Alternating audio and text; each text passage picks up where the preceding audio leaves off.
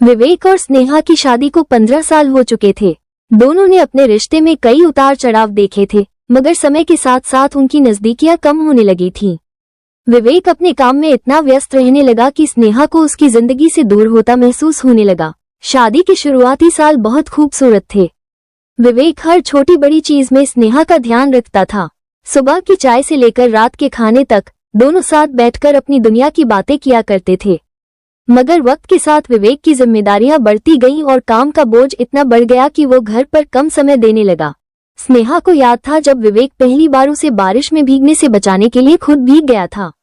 वो हर छोटी खुशी को जीना चाहता था, मगर अब वो सिर्फ अपने करियर और दफ्तर की फाइलों में उलझा रहता था। धीरे धीरे स्नेहा को अकेलापन घेरने लगा। वो चाहती थी कि विवेक थोड़ा समय निकाले, लेकिन विवेक को लगता था कि वो स्नेहा के लिए ही तो मेहनत कर रहा है। दोनों के बीच प्यार था, मगर अब पहले जैसा उत्साह नहीं रहा। एक दिन स्नेहा ने विवेक से कहा, विवेक, क्या हम पहले जैसे नहीं हो सकते? तुम मुझे अब पहले जैसा प्यार नहीं करते। विवेक ने मुस्कुराकर कहा, ऐसा कुछ नहीं है स्नेहा, बस काम बहुत बढ़ गया है। लेकिन मैं तुम्हें बहुत प्यार करता हूँ। स्नेहा चुप रह गई, मगर उसके दिल में एक खालीपन था। वो जानती थी कि विवेक उसे प्यार करता है, लेकिन अब वो प्यार सिर्फ शब्दों में रह गया था, एहसासों में नहीं।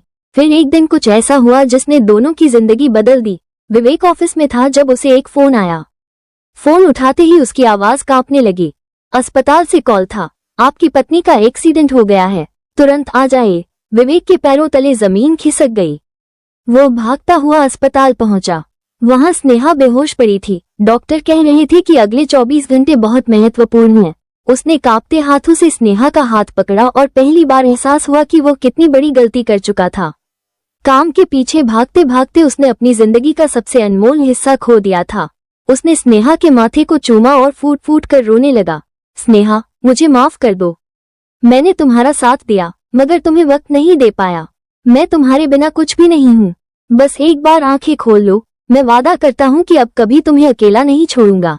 कुछ घंटों बाद स्नेहा को होश आ गया। उसने धीरे से आंखें खोली और विवेक को पास बैठे देखा। उसकी आंखों में आंसू थे, मगर इस बार ये आंसू खुशी के थे। विवेक ने उसका हाथ थाम लिया और कहा, अब मैं तुम्हारे बिना एक पल भी नहीं रह सकता। तुम मेरी दुनिया हो स्नेहा। स्नेहा ने हल्की मुस्कान दी और धीरे से कहा, तो फिर इस दुनिया को पहले जैसा खूबसूरत बना दो। उस दिन के बाद विवेक ने अपने जीवन को बदलने का फैसला कर लिया। उसने काम और परिवार के बीच संतुलन बनाना सीख लिया। अब वो हर शाम स्नेहा के साथ बैठकर बातें करता, उसकी पसंद की चीजें करता और उसके साथ जीने के हर पल को संजोने लगा। स्नेहा के एक्सीडेंट ने विवेक को एहसास करा दिया कि प्यार सिर्फ कहने से नहीं, निभाने से होता है।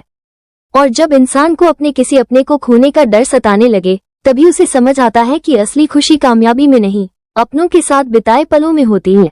प्यार को सिर्फ महसूस करना ही काफी नहीं होता, उसे जताना भी जरूरी होता है। वक्त रहते अपनों की कद्र करें, क्योंकि जब वे दूर हो जाते हैं तब एहसास होता है कि असली खुशी उन्हीं के साथ थी।